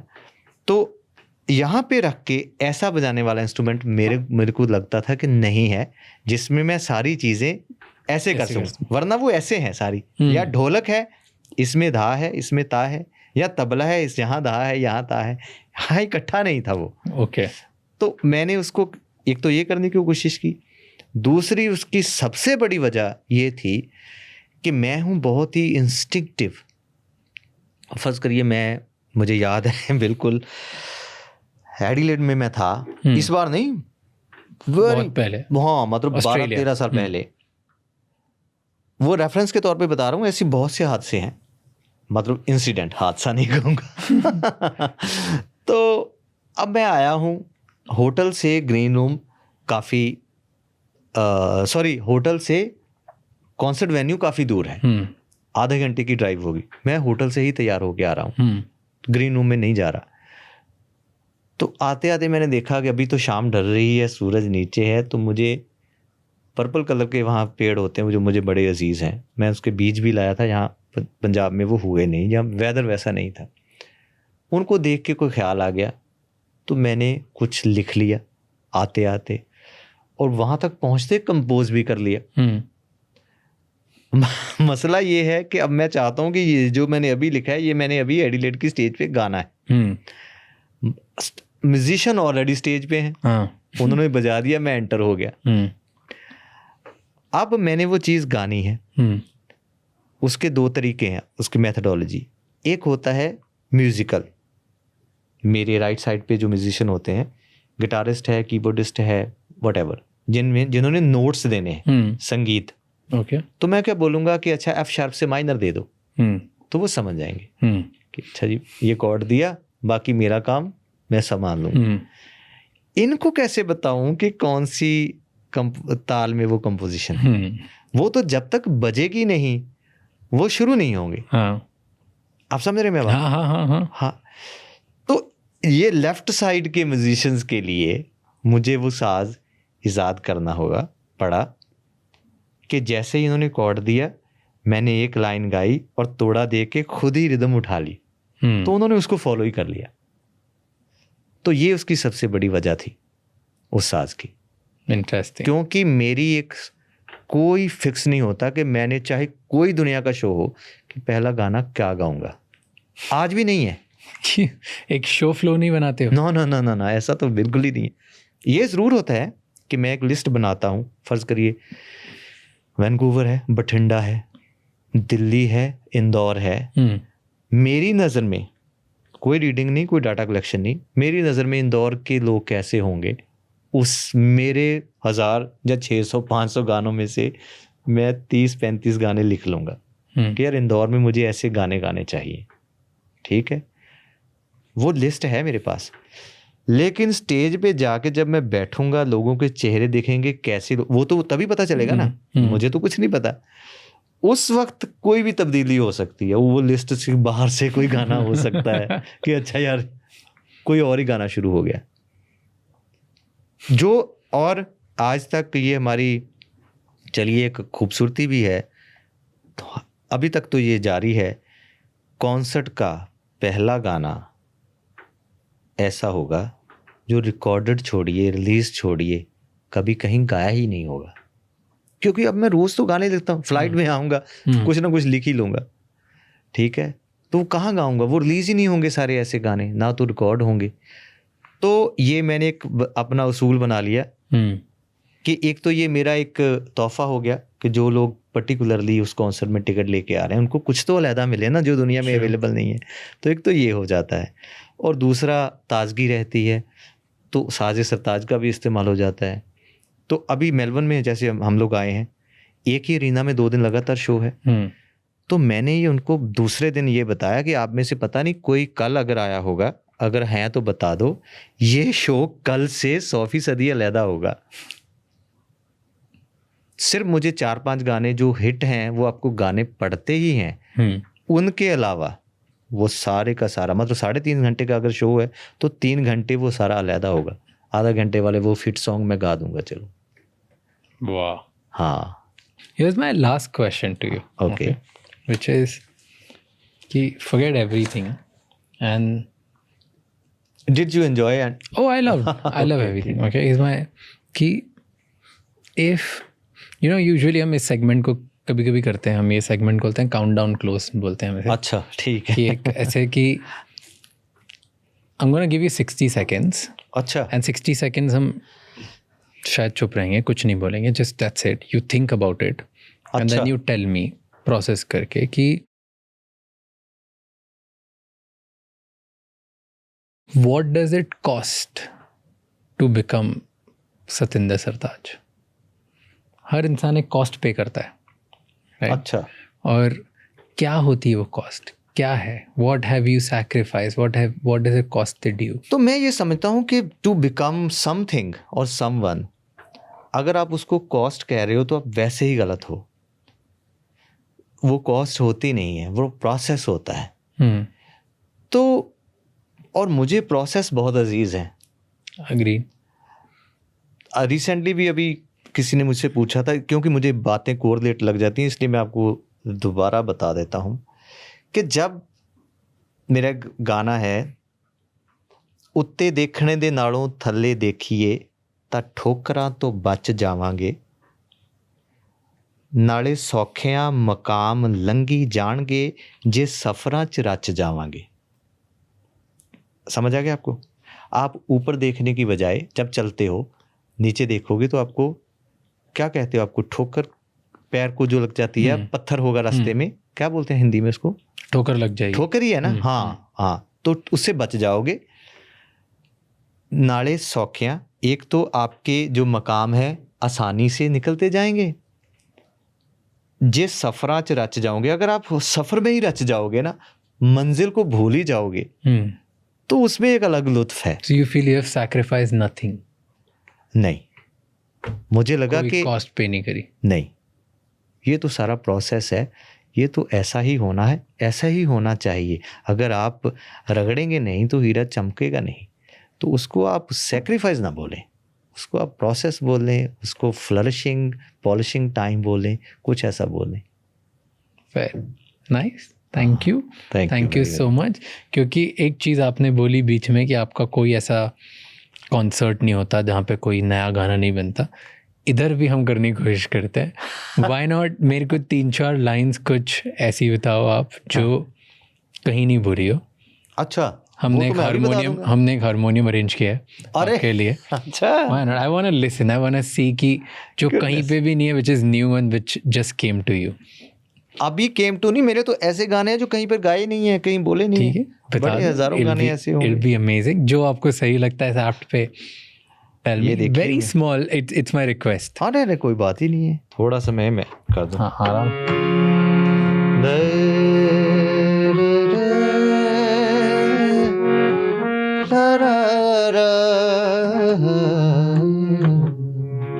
तो ये मैं आपको बता दूं कब लिखा था।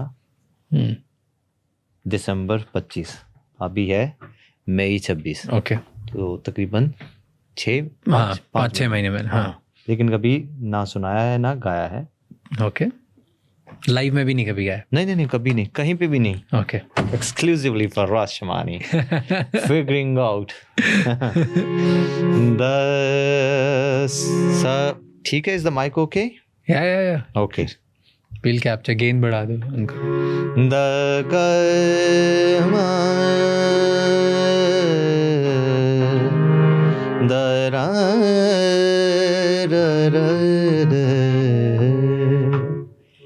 आसान सा गाना है। चल गल करिए,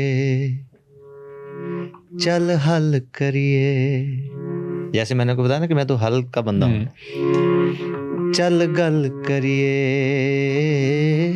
चल हल करिए, चल चेरा सजना देवल करिए, चल गल करिए, चल हल करिए, चल चेरा सजना देवल करिए। तू वाकिफ है, तू कहंदा नहीं, जैसे आप चुप रहते हो आपको पता होता है ना। तू वाकिफ है, तू कहंदा नहीं है, चल इस्तेमाल हुण पल पल करिए। जितने भी वक्त मिला है उसको इस्तेमाल करें। चल इस्तेमाल हुण पल पल करिए, चल हल करिए, चल गल करिए। और शेर है जो मेरी एम्पैथी है, मतलब उन लोगों के साथ जो मजलूम हैं। आ सागर उत्ते लोड़ नहीं, सागर के ऊपर जरूरत नहीं। आ सागर उत्ते लोड़ नहीं, चल बारिश हुण मारूथल करिए। कि सागर के ऊपर बारिश करोगे कोई फायदा नहीं है, हाँ। तो इसको मारूथल की जरूरत है। आ सागर उत्ते लोड़ नहीं है, चल बारिश हुण मारूथल करिए, चल गल करिए, हाय चल हल करिए। सरताज वे सांब वैराग जहे। वैराग होता है ना, तो जैसे आपने कहा कि आप अकेले हैं, खुश हैं जहाँ, तो उसमें आप उस वैराग की अवस्था में रह सकते हो। दुख और वैराग में फर्क है। हाँ। वो एक बड़ा प्रोफाउंड वर्जन है उसका, उदासी का। सरताज वे सांब वैराग जहे, सरताज वे सांब वैराग जहे। एनू नज़मां नाल अटल करिए। तो इस वैराग को नज़मों में ढाल लो तो ये सदा के लिए अटल हो जाएंगी। एनू नज़मां नाल अटल करिए, हाय चल गल करिए, चल हल करिए। ओ चल मुखड़ा सजना देवल करिए। एक चीस जई तारणी है। जैसे आपके अंदर एक दर्द है कि यार मेरे माँ बाप मेरे से दूर हैं, मैं ये कह रहा हूँ कि ये रहेगी ही। एक चीस जही तारणी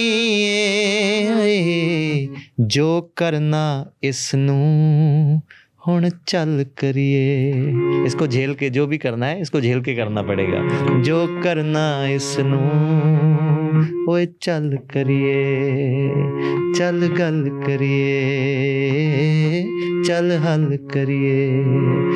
चल मुखड़ा सजना देवल करिए। Beautiful, beautiful. You sing Thank you. very well. Very Thank you very much. Very like even and I loved the part कि बीच बीच में आप रुक रुक के समझा रहे थे मुझे, because मैं पंजाबी नहीं समझ पा रहा था। And even though मुझे नहीं जब समझ आ रहा तब भी it was very beautiful. Is it lovely? Like it just sounded very nice. I didn't know, थोड़ा थोड़ा बीच में टूटा फूटा समझ में आ रहा था क्योंकि कुछ शब्द हिंदी के थे थोड़े से, मतलब हिंदी में भी सेम होते हैं, तो I can make out music and meaning out of it. But thank you so much for this. It's beautiful. Thank you for this sneak peek, exclusive sneak peek. Yes, it is. But it was lovely having you. Thank you. Thank you so much. Hello. Hello. कैसे हो sir आप? बढ़िया, आप सुनाइए। बहुत बढ़िया। Please have a seat. How are you? Black, coincidentally. Please have a seat. Thank you. जब विकास sir का आपने किया तो वो मेरे बहुत ही अच्छे, मतलब है तो मेरे से बहुत बड़े, लेकिन अब हम दोस्त ही कह सकते हैं। मैं तो उनको पाजी बोलता हूँ।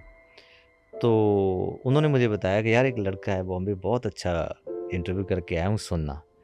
तो मैंने मैं आई वॉज इन हैदराबाद, तो फ्लाइट में मैंने डाउनलोड कर लिया। तो वो मेरे ख्याल कितने घंटे, 2.5 घंटे 3 घंटे? हाँ, 2.5-3 घंटे। हाँ, तो सारा एक फ़्लाइट में मैंने जाके फिर लैंड होके बात की। और सबसे पहले मैंने उनकी तो तारीफ़ चली है, ये आपकी तारीफ़ की। मैंने कहा यार कि बहुत कम लोग मैंने देखे हैं जो इतने काम हैं माइक के आगे। मैंने कहा यार राज का बिल्कुल ऐसा नहीं है, वो तो ऐसे हल्की सी 3 लफ्ज़ बोल के शांत हो जाता है।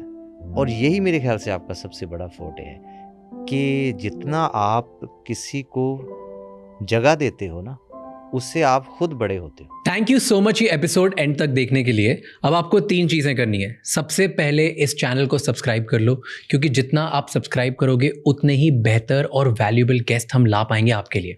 नंबर 2, मुझे कमेंट्स में बताओ इस एपिसोड में आपको क्या अच्छा लगा और क्या गंदा लगा, ताकि हम वो मिस्टेक्स रिपीट ना कर पाएँ। एंड कौन से ऐसे गेस्ट हैं जो आप देखना चाहते हो वापस हमारे पॉडकास्ट पे, ताकि हम उन्हें लेके आएँ और आपको ज़्यादा से ज़्यादा वैल्यू दे पाएँ। एंड नंबर 3, ये एपिसोड किसी एक इंसान के साथ ज़रूर शेयर करना, क्योंकि one conversation can change someone's life. I'll see you next time. Until then, keep figuring out.